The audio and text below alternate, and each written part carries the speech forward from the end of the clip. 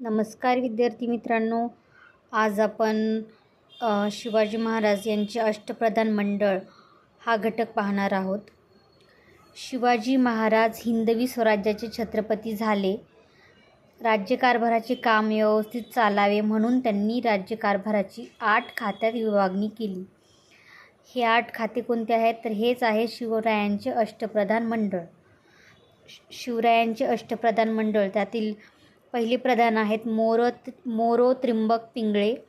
त्यांचं पद आहे प्रधान आणि त्यांचं काम आहे राज्यकारभार चालवणे. पुढचे प्रधान आहेत रामचंद्र निळकंठ मुजुमदार. हे होते अमात्य.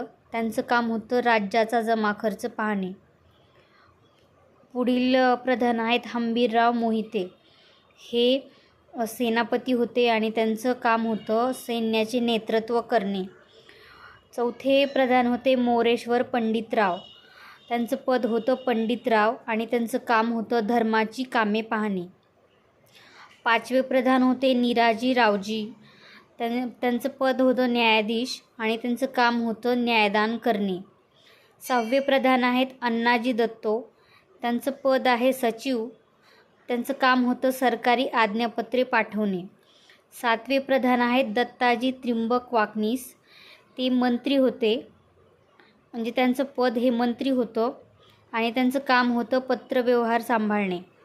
आठवे प्रधान होते रामचंद्र त्रिंबक डबीर. त्यांचं पद होतं सुमंत आणि त्यांचं काम होतं परराज्याशी संबंध ठेवणे. तर असे हे शिवरायांचे अष्टप्रधान मंडळातील 8 प्रधान होते आणि यावर प्रत्येक TETला हमखास प्रश्न विचारला जातो, म्हणजे जातोच. तर पुढील याबद्दलची आणखी माहिती पुढच्या पानावर आपण पाहूया. प्रधान, अमात्य, सचिव, मंत्री, सुमंत, न्यायाधीश, धर्मशास्त्री, सेनापती त्यात असे सुजाना, अष्टप्रधानी शिवमुख्य राणा. या 4 ओळीत शिवरायांचे अष्टप्रधान मंडळ हे सांगितले आहे. यातील पंडितराव व न्यायाधीश यांच्याशिवाय इतर सर्वांना युद्धप्रसंग करावे लागत, म्हणजे रणांगणावर सैन्याचे नेतृत्व करून लढाई द्यावी लागे. म्हणजे यातील महत्त्वाचा पॉईंट काय आहे, परीक्षेला येऊ शकतो असा, की हे जे अष्टप्रधान मंडळ आहे यातील पंडितराव आणि न्यायाधीश हे जे 2 प्रधान आहेत त्यांना युद्धप्रसंगामध्ये लढाईसाठी पाठवले जात नसे. बाकी सर्वांना गरज पडेल त्यावेळेस रणांगणावर सैन्याचे नेतृत्व करायला जावं लागत असे.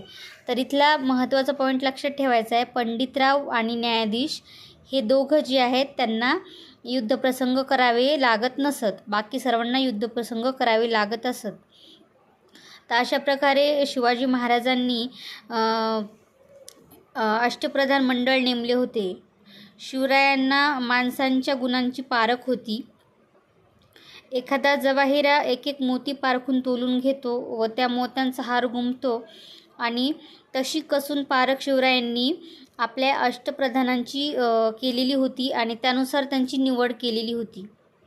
आणि त्याचबरोबर शिवाजी महाराज या प्रधानांना इनामे, वतने आणि जहागिऱ्या देत नसत. रोख पगार मात्र भरपूर देत असत. हे तुम्ही लक्षात ठेवायचं आहे. आशा करते तुम्हाला माझा हा व्हिडिओ आवडला असेल. पुढील व्हिडिओ पाहण्यासाठी आणि पुढील माहिती आणखीन अपडेट्स मिळवण्यासाठी माझ्या चॅनलला नक्की सबस्क्राईब करा आणि लाईक शेअरसुद्धा करा. धन्यवाद.